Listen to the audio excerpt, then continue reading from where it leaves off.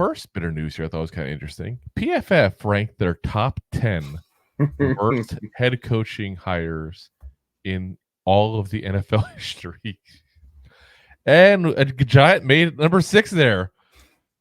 And that's Joe Judge. Joe Judge named one of the worst coaching hires in all of history. So this is what they had to say. Winning at something. Exactly. He finally won something. They said a 10-23 overall record tells the story of Judge's tenure with the Giants, but so does one specific play from the end of his stint with Big Blue.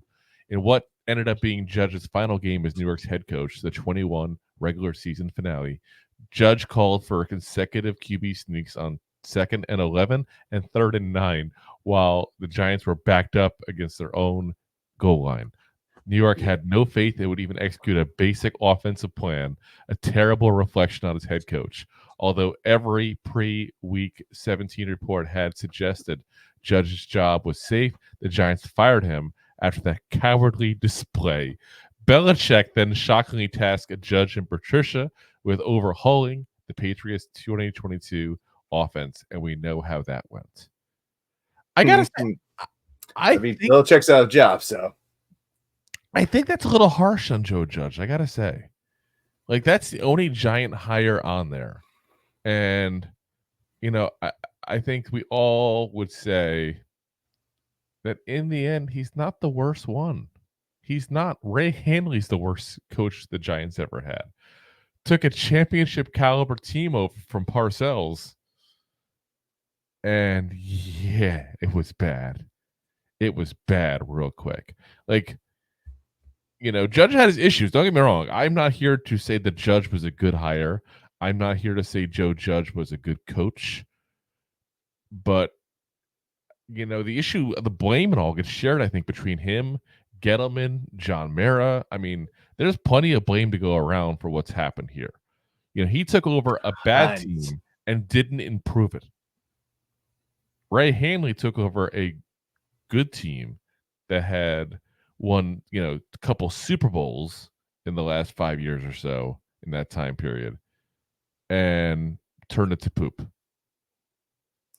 That's just poop, like big old poop. Poop. Like had Triceratops poop and Jurassic Park poop. Yeah. Had arguably the best football player in the history of the NFL in LT. Had a championship caliber team and did poop with it. I'm trying to be nice. I'm trying not to curse so much here. I know he just got back from Jersey. But, again, Joe Judge, bad team, stayed bad. Ray Handley, great team, went bad. Very bad. I think it's a little I guess it's just fresh in their mind, and it's that kind of thing where they're looking at it going, okay, well this is obviously one of the worst ones ever.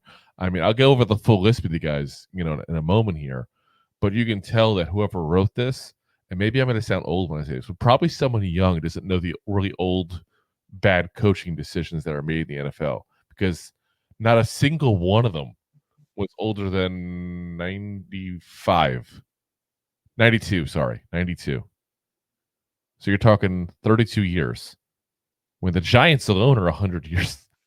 It just skipped 70 years of NFL history. Yeah. I think you see in modern NFL. Yeah. I would have been more okay with that. I really would have. The Giants clearly hired a guy who wasn't ready. A guy who probably was one hell of an interview, though. I mean, let's be honest. We were all pumped to run through a wall after he sounded great. Press conference. Yeah. And day one, we're like, Joe Judge? Who the hell is that? Who's the freak is Joe Judge?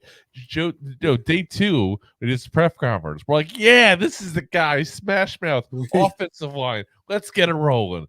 You want to be a rock star? Get your game on. Go play. Wow. All that glitters is gold. But I feel like, again, I just horrible coaching hire, but all-time worst? I don't know. Am I crazy, Rob? Like, is that an all-time worst hire? I think it's you know what? It was a really bad hire. Let's be honest. Let's not beat around the bush here. Yeah. It was a very bad, but worse. NFL, like you just said, so the NFL, just the Giants themselves are celebrating 100 years in the NFL. To rank him number 6 out of 100 years of bad coaching, it's a little unfair. There's been some bad hires. Yeah. Do you think he's upset he only got number 6? Like, is that something you want to be number 1? Yeah.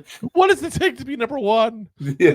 How bad did I have to mess it up? Should I have done 3 QB sneaks in a row? I didn't win that 6 games that first year. I just tried really hard with a bad team. Here you go, guys. Though here's your top 10 that PFF gave, and like I said, they're all very recent.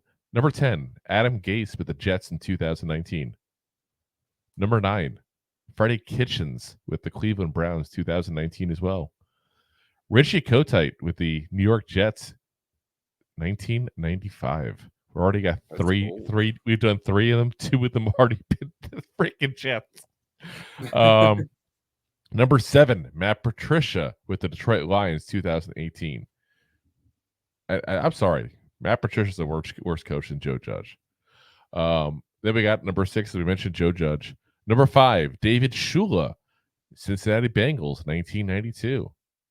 Number 4, Hugh Jackson, Cleveland Browns, 2016. Number 3, Bobby Petrino, Atlanta Falcons, 2007. Remember, like, quit on that midseason. So, yeah, I can give him that one. That's definitely.